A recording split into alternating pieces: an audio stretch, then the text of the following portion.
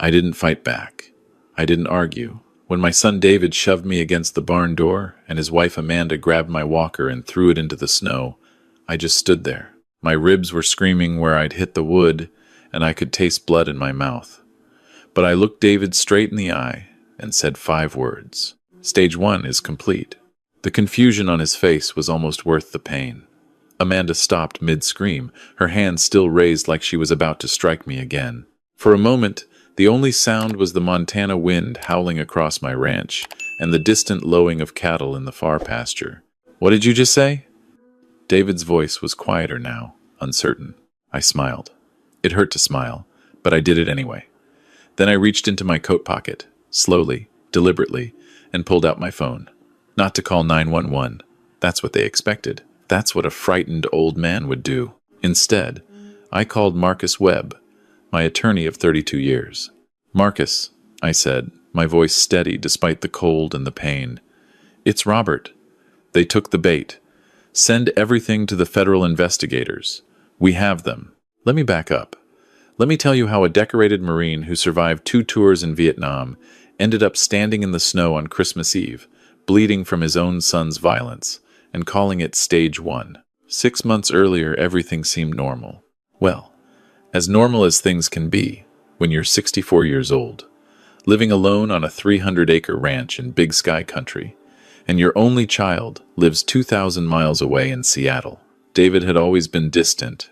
After his mother, Mylinda, passed from cancer 8 years ago, the distance grew.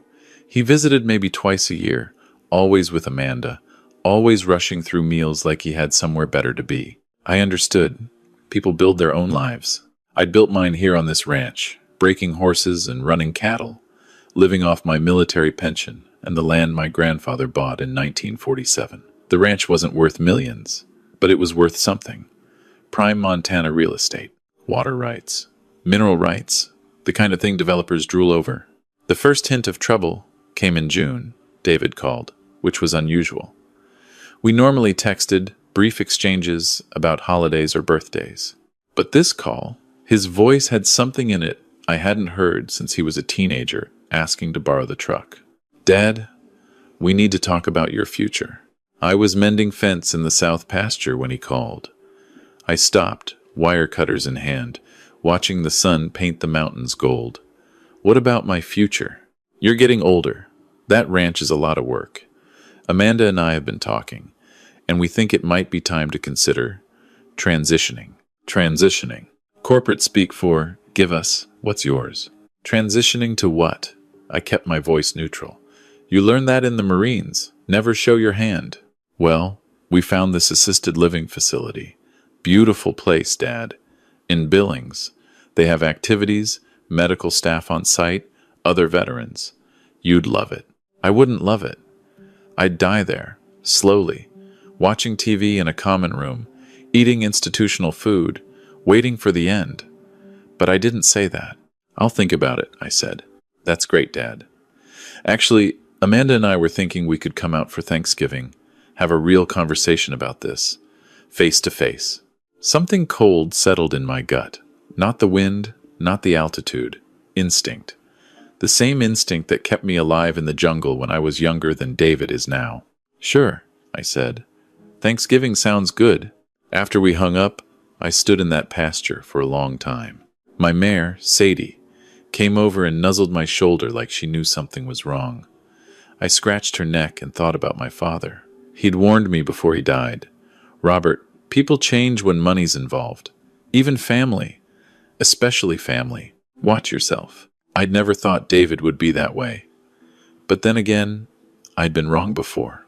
Over the next few months, things escalated slowly. David started calling more often. Each conversation circled back to the ranch, my age, my limitations. He mentioned my knee, the one I injured in '68 that still aches when it rains. He brought up the time last winter when I slipped on ice and Mrs. Patterson, my neighbor, found me and helped me inside. "See, Dad? That's exactly what we're worried about. What if Mrs. Patterson hadn't been there? What if you'd frozen to death?" "But she was there," I said. "And I didn't freeze. This time. But next time, if there's a next time, I'll deal with it." The calls became weekly. Then, bi-weekly. Amanda joined sometimes, her voice sugary sweet, talking about how much they worried about me, how they wanted to help, how they'd found a buyer interested in ranch properties, just in case I wanted to explore options. That's when I knew for certain. They weren't worried about me. They were worried about their inheritance. I'm not stupid. I'm not some confused old man who doesn't understand what's happening. I spent 20 years in the Corps, working intelligence for the last 10. I know when I'm being maneuvered. I know when someone's running a con. So I called Marcus Webb. Marcus and I go back to high school. He was the smart kid who became a lawyer. I was the troublemaker who became a Marine. But we stayed friends, and when Linda and I needed legal help over the years, wills, property transfers, business contracts, Marcus handled everything. Marcus, I need your expertise on something. We met at his office in Helena. I laid out everything, the calls, the pressure, the sudden concern for my well-being. Marcus listened, making notes on his yellow legal pad like he'd been doing since 1985. Robert, what exactly do you think they're planning? I think they want me to sign over power of attorney. Maybe the ranch itself. I think they'll use my age, my military injury, maybe even try to claim I'm not competent. Then they'll sell the property, stick me somewhere cheap, and pocket the difference. Marcus tapped his pen against the pad. That's a serious accusation. Do you have any proof? Not yet. But I will. What are you planning? I told him. He looked at me for a long moment, then slowly smiled. Robert, you devious son of a bitch. That might actually work. It will work. I just need you ready when it does. We spent the next 2 months preparing. Marcus drew up documents, real ones and fake ones. The fake ones gave David power of attorney and listed Amanda as secondary beneficiary of my estate. The real ones placed everything in an irrevocable trust, with my niece, Sarah Linda's brother's daughter, as trustee. Sarah was a good kid, a veterinarian in Bozeman. She checked on me monthly, helped with the horses, never asked for anything. Marcus also connected me with an investigator named Patricia Reeves. Patricia was former FBI, now private sector, specializing in elder fraud cases. She was particularly interested in cases involving veterans, since federal benefits fraud carried serious penalties. Mr. Mitchell, what you're describing fits a pattern we've seen increasing over the last decade, Patricia said during our first meeting. Adult children creating financial emergencies or questioning competency to gain access to assets. With veterans, sometimes they target disability benefits or pension payments. So this is common, more than you'd think. The problem is proving intent. Most cases look like concerned family members legitimately trying to help. Unless we can demonstrate clear fraud or coercion, it's hard to prosecute. What if I gave them the opportunity to demonstrate clear fraud? Patricia studied me. You want to set them up. I want to give them a choice, I corrected. My son can choose to be honest, to actually care about my welfare, or he can choose to show his true colors. I just want to make sure that if he chooses wrong, there are consequences. Patricia nodded slowly.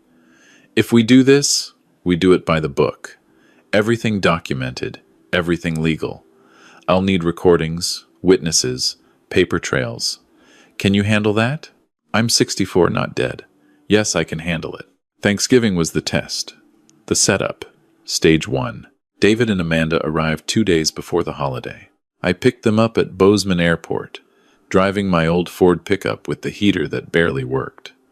Amanda complained about the cold the entire 90-minute drive back to the ranch. David sat in the passenger seat, quiet, watching the landscape roll past. So, Dad, have you thought more about what we discussed? The assisted living situation? I've thought about it. And I'm thinking about it. The tension was immediate. I could feel Amanda bristling in the back seat, but I kept my eyes on the road, hands steady on the wheel. At the ranch, I'd prepared everything. The documents Marcus created were in my desk drawer. The recording devices Patricia provided were hidden in the living room, kitchen, and my bedroom. Small, professional-grade equipment that looked like phone chargers or decorative items. That first night, we had dinner. I made pot roast, Linda's recipe.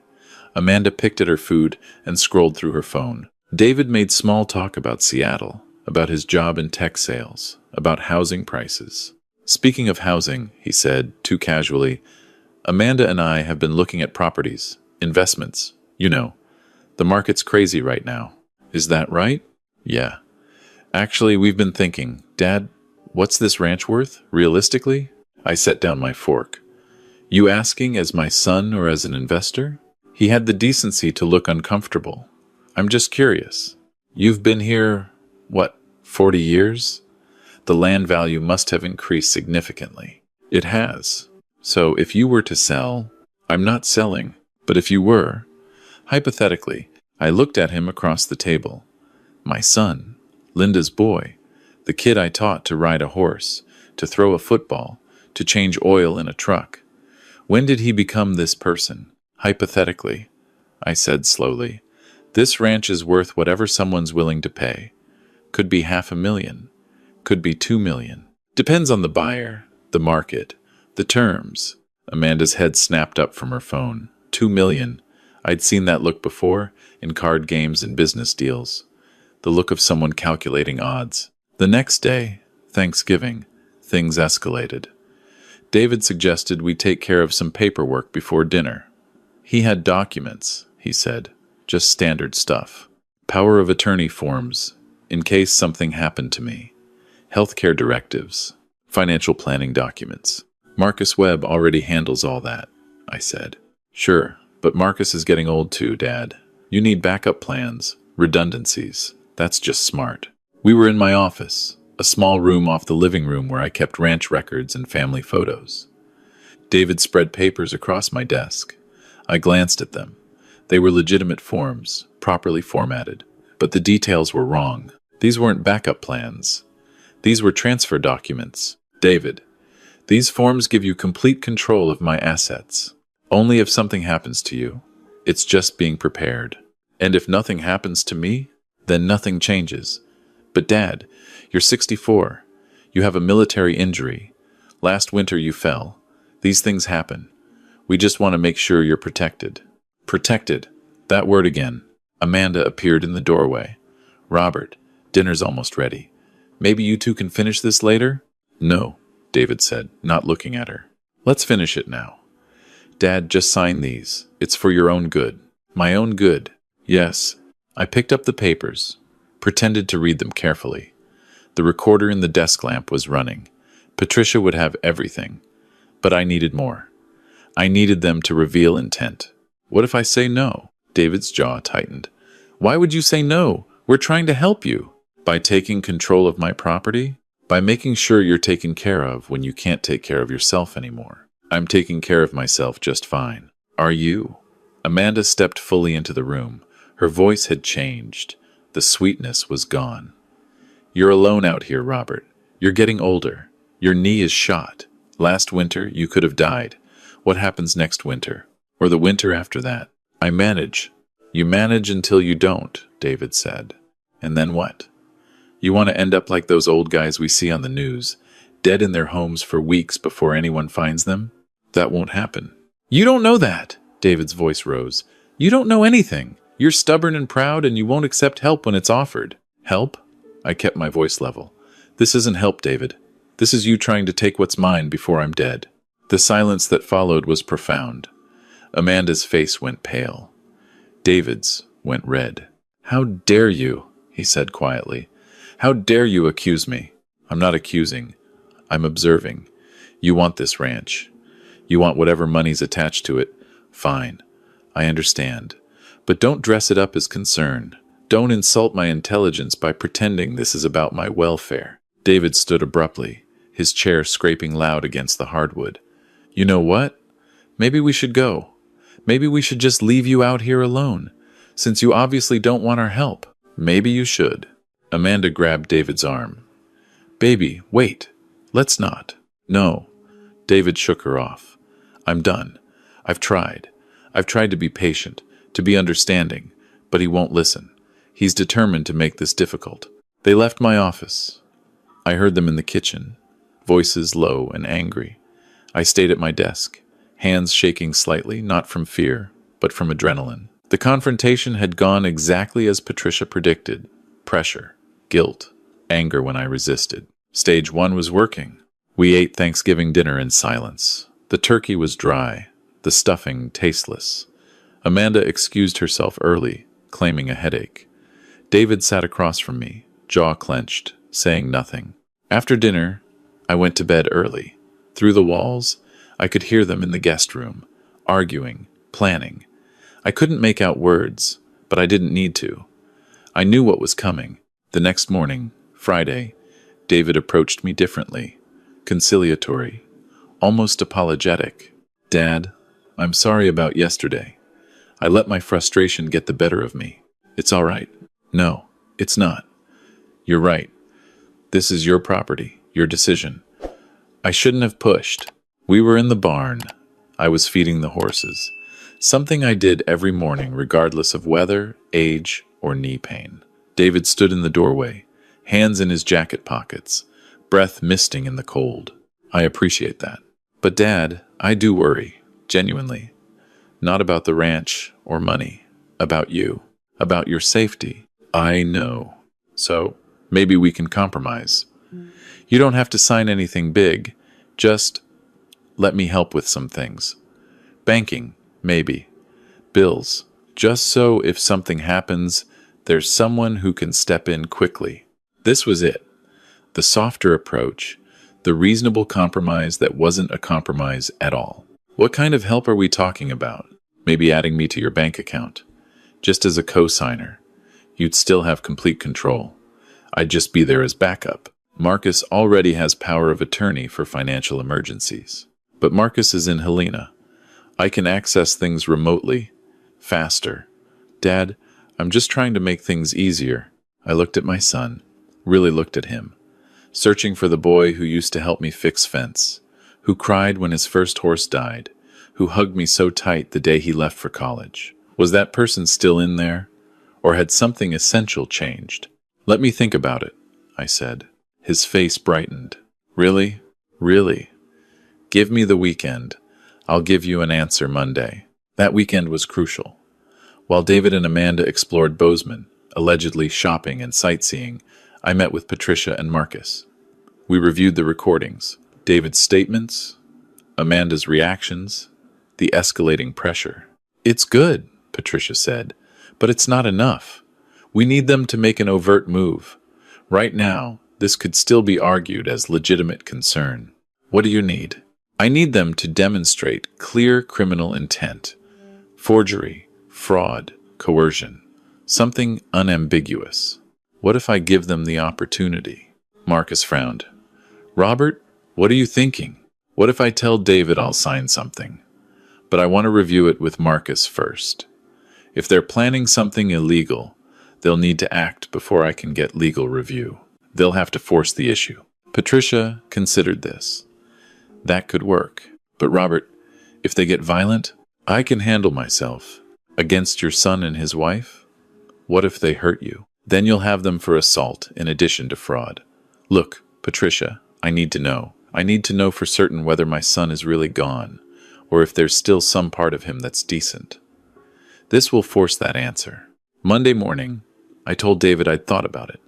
I was willing to sign some documents, banking access, maybe. But I wanted Marcus to review everything first, just to be safe. David's face went through several emotions. Relief, frustration, something harder to read. "Of course, Dad. That's smart. When can you meet with Marcus?" "He's available Thursday, after you and Amanda fly back to Seattle." "Thursday?" Amanda said sharply. She'd been quiet all morning, but now her voice had an edge. "Why wait until Thursday? That's when he's available. Can't he make time sooner?" "This is important." "It's important, but it's not an emergency." David and Amanda exchanged a look. I saw the moment they made their decision. I'd seen that look in Vietnam, right before an ambush. The look of people committing to violence. "Dad, actually, I think we should handle this now, before we leave. I don't want to leave things uncertain. Marcus isn't available now." "Then we'll do it without Marcus. You trust me, right?" "Of course I trust you." The lie tasted like ash. "Then let's just take care of it. Amanda and I are flying out tomorrow. Let's sign the papers tonight, and then Marcus can review everything later.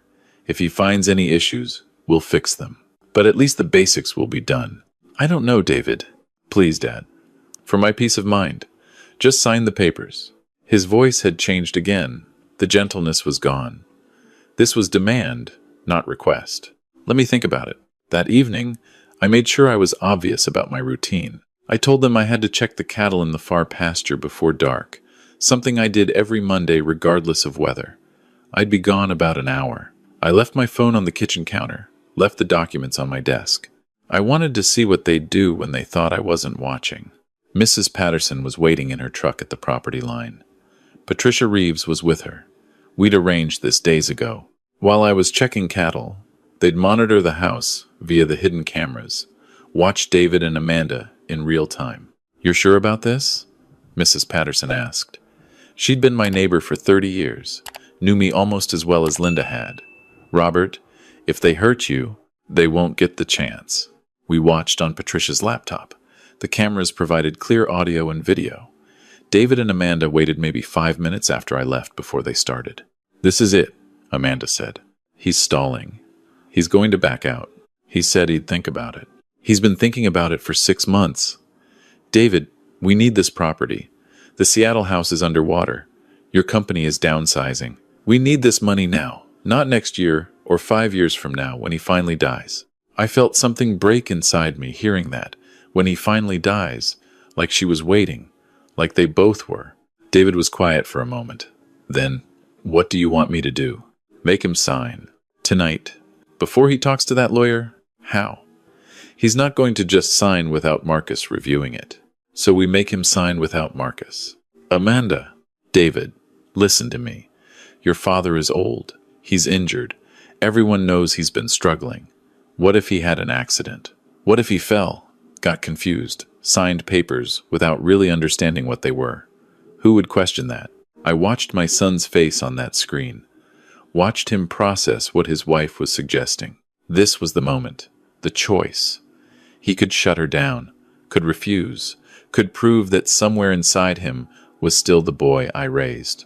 He didn't. How would we do that? His voice was quiet, defeated, or maybe just committed. We wait for him to come back. He'll be cold, tired. We give him something, sleeping pills maybe, mix them with whiskey. When he's groggy, confused, we have him sign. By the time he realizes what happened, we'll be back in Seattle and the papers will be filed. That's drugging him. That's illegal. Only if someone finds out. And who's going to find out? Your father lives alone. He's old. If he claims we drugged him, who'll believe it? We'll say he was confused. Misremembering. We'll say his age is showing. That's actually perfect. It'll support our case that he needs help managing his affairs. The silence stretched. Then David nodded. I looked at Patricia. Her face was hard. That's conspiracy to commit fraud. Possibly assault, if they forcibly drug him. I've got everything recorded. The question is, do you still want to go through with this? I have to, I said. I have to know if he'll actually do it. When I returned to the house an hour later, they were waiting. The fire was going, whiskey was poured, and they were both smiling. Normal. Like nothing had happened. Dad, there you are. It's freezing out there. Come get warm. I played my part, took off my coat, sat by the fire, accepted the whiskey David handed me. I didn't drink it. When they weren't looking, I poured it into the plant beside my chair, but I pretended to drink, pretended to feel it warming me. So, Dad, Amanda and I were talking. You're right. We've been pushing too hard. This is your property, your decision. I appreciate you understanding. But since we're here, and since you said you'd think about it, maybe we could just look at the documents together? No pressure. Just look. David spread papers across the coffee table. I recognized the power of attorney forms, the bank authorization forms, but there were new ones too. Property transfer documents, estate modifications. David, these are more than we discussed. I know. But Dad, listen. These just protect everyone. If something happens to you, this makes sure everything transitions smoothly.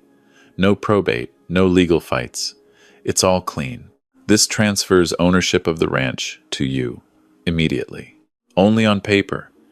You'd still live here, still run things. This is just legal protection. I looked at the papers, looked at my son.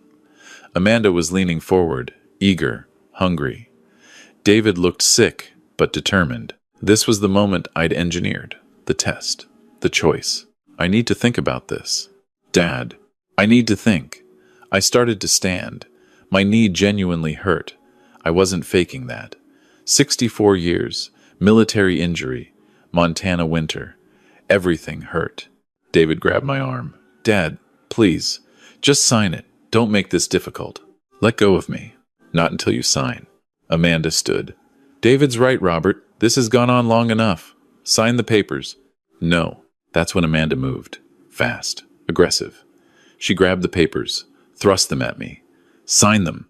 You stubborn old man. Just sign them. I pushed her away. Not hard, just defensive. But she was ready for it. She stumbled backward, theatrical, and screamed like I'd attacked her. David, he hit me. Your father hit me. David's face changed. Whatever hesitation had been there vanished. He shoved me. Hard. I went backward into the chair, then onto the floor. Pain exploded in my hip, my ribs. You don't hit my wife, David was yelling. You don't get to treat us like this. I tried to stand. David pushed me down again. Amanda grabbed my walker, the one I used when my knee was bad, and threw it across the room. It hit the wall with a metallic crash. You're going to sign these papers, Amanda said, standing over me. One way or another. We can do this easy, or we can do it hard. But those papers are getting signed tonight. I looked up at them, my son and his wife, backlit by the fire, faces twisted with greed and anger. I thought about Linda, about what she'd say if she could see this, about how this wasn't the life we'd planned. And I smiled. Stage 1 is complete, I said. That's when I called Marcus. When the confusion hit their faces, when I could see them realizing they'd made a mistake, Marcus answered on the first ring. Robert? Marcus? It's Robert. They took the bait. Send everything to the federal investigators. We have them. What the hell are you talking about? David's voice was shrill now, panicked. I stayed on the floor. The cameras were recording. Patricia was watching. Everything was documented. David, did you really think I didn't know? Did you think I'd just hand over everything my family built because you wanted it? Amanda's face went white. You recorded us. I recorded everything. Every call, every conversation, every moment since you arrived. The investigator has it all. The conspiracy to drug me, the plan to forge my signature, the assault just now, all of it. You can't do that. That's entrapment. No, it's not. I didn't encourage you to commit crimes. I just gave you the opportunity. You made your choices. David sank onto the couch like his legs couldn't hold him. Dad, we didn't mean. Yes, you did. You meant every word, every action. You chose this, David. Both of you. The sheriff arrived 20 minutes later. Not because of assault, though that was part of it, but because Patricia had contacted federal investigators that afternoon. Elder fraud, attempted theft of veteran benefits, conspiracy to commit fraud, federal crimes, federal jurisdiction. Sheriff Tom Patterson, no relation to my neighbor, different spelling, read them their rights while they sat on my couch. Miranda warnings in my living room. David was crying. Amanda was silent, face hard. Mr. Mitchell, do you need medical attention? Sheriff Patterson asked. I'm fine. You're bleeding. I touched my face. My hand came away red. I hadn't even noticed. I'm fine, I repeated. They arrested David and Amanda that night.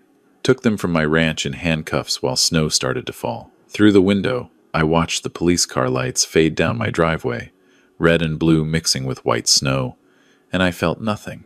No satisfaction. No vindication. Just emptiness. Mrs. Patterson stayed with me that night, made coffee, helped me clean up the blood. Didn't say much, which I appreciated. Words felt inadequate.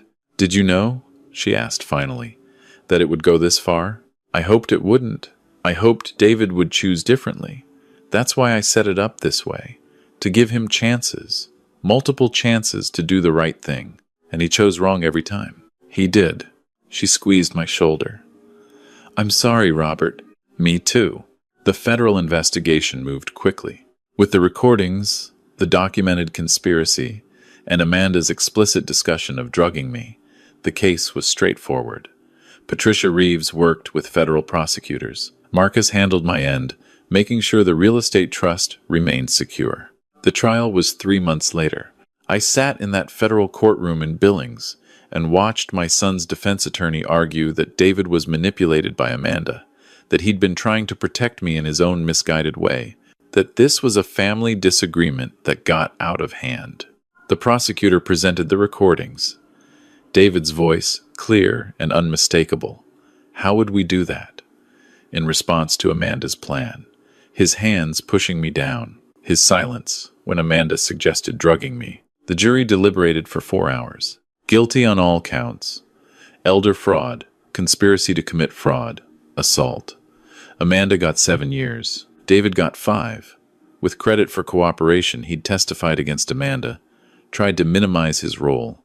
I didn't speak at sentencing. The judge asked if I wanted to address the court. I shook my head. What was there to say? That I was disappointed?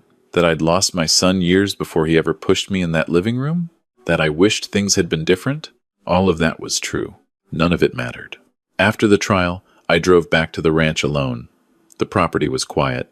Spring was coming. The cattle needed attention. The fence needed repair. Life continued, indifferent to personal tragedy. Sarah, my niece, called that evening. Uncle Robert? I heard about the verdict. Yes. How are you holding up? I'm holding. You did the right thing. You know that, right? You protected yourself. You protected your legacy. I know, but it doesn't feel right. No, it doesn't. We talked for a while. About nothing important. About her veterinary practice. About the foal one of my mares was carrying. About the weather. Normal things. The things that matter when everything else falls apart. People ask me sometimes if I regret it. If I wish I'd handled it differently. The answer is complicated. Do I regret giving David chances? No. I'm his father. That's what fathers do. We give chances. We hope. We believe in redemption even when evidence suggests we shouldn't. Do I regret documenting everything? Working with investigators? Building a legal case? No.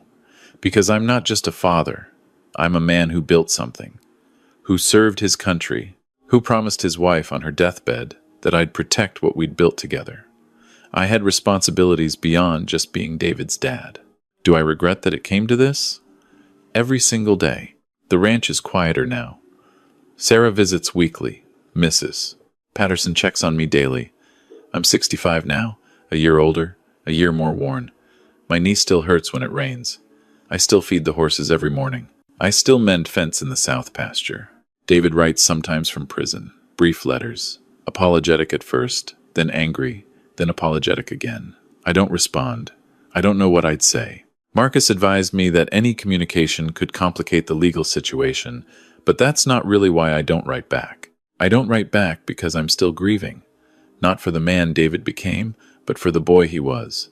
For the son I thought I had. For the relationship I thought we shared. That person doesn't exist anymore. Maybe he never did. Maybe I just saw what I wanted to see. That's the hardest part. Not the physical assault, not the betrayal, not the legal battle. The hardest part is realizing I didn't really know my own son. That somewhere between teaching him to ride a horse and watching him get arrested, I'd lost track of who he was. Or maybe I'd never really known. Linda would have handled this differently. She was always better with David. More patient, more understanding. She would have seen the warning signs earlier, would have intervened before it reached this point. But Linda's gone, and I did the best I could with what I had. The trust is secure. The ranch will go to Sarah when I die. She'll run it better than I did, probably. She loves the land the way I do, understands the animals, respects the work. It's not the legacy I imagined grandchildren running in these pastures, David eventually taking over, but it's the legacy I have. Sometimes, late at night, I think about that moment in the living room, when David pushed me down and I said those 5 words. Stage 1 is complete. I think about the look on his face, the confusion, the dawning realization that he'd been played. I don't take pleasure in it. But I don't regret it either, Because here's what I learned, both in Vietnam and in Montana. Sometimes the most important battles aren't fought with weapons. They're fought with patience, with planning, with the wisdom to see what's really happening beneath the surface. I didn't win because I was stronger than David and Amanda. I won because I saw them clearly, because I understood what they were planning before they fully understood it themselves, because I was willing to give them enough rope to hang themselves. That's not revenge. Revenge is emotional, impulsive, destructive. What I did was justice. Cold, calculated, necessary justice. People sometimes treat the elderly like we're stupid, like age has made us naive or helpless or easy to manipulate. That's a mistake. Age doesn't make you stupid. It makes you experienced. It teaches you to recognize patterns, to see through bullshit, to understand human nature in ways young people can't. David and Amanda thought they were clever, thought their plan was sophisticated, thought I was too old, too injured, too isolated to see what they were doing. They were wrong, on all counts. I'm 65 years old. My knee hurts. My hands shake sometimes in the cold. I can't lift hay bales the way I used to, can't ride as long as I once could. But my mind is sharp. My instincts are honed. And my ability to protect what matters hasn't diminished at all. That's what I want people to understand. The physical body ages, fails, weakens. But the essential self, the person you are at your core, that doesn't fade unless you let it.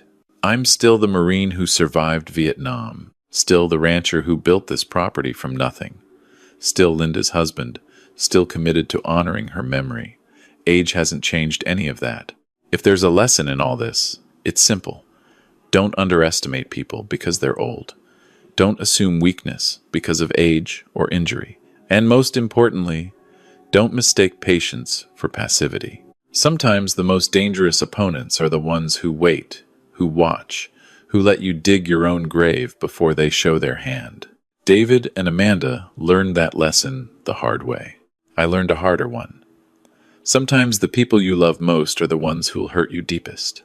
Sometimes family isn't about blood, it's about loyalty, respect, genuine care. And sometimes the bravest thing you can do is let go of who you hoped someone would be and accept who they actually are. The sun's setting now over the mountains. The sky's turning that particular shade of purple gold that only happens in Montana. Sadie's waiting by the barn for her evening feed. Life continues. The ranch continues. I continue. Tomorrow I'll mend fence, check cattle, maybe ride out to the far pasture where Linda and I used to have picnics in summer. Maybe I'll sit in that spot and remember better times. Times when David was young, when family meant something, when the future looked different than it does now. But tonight, I'm just an old man in an old house, making coffee and feeding horses and living the life I've built. It's not the life I imagined, but it's mine, and I protected it. That has to count for something. Stage 1 was exposing the betrayal. Stage 2 was legal justice. Stage 3? Stage 3 is learning to live with what remains, to find peace in solitude, to understand that sometimes winning means losing something you can't replace. I'm working on Stage 3. Some days are harder than others, but I'm still here, still standing, still protecting what matters.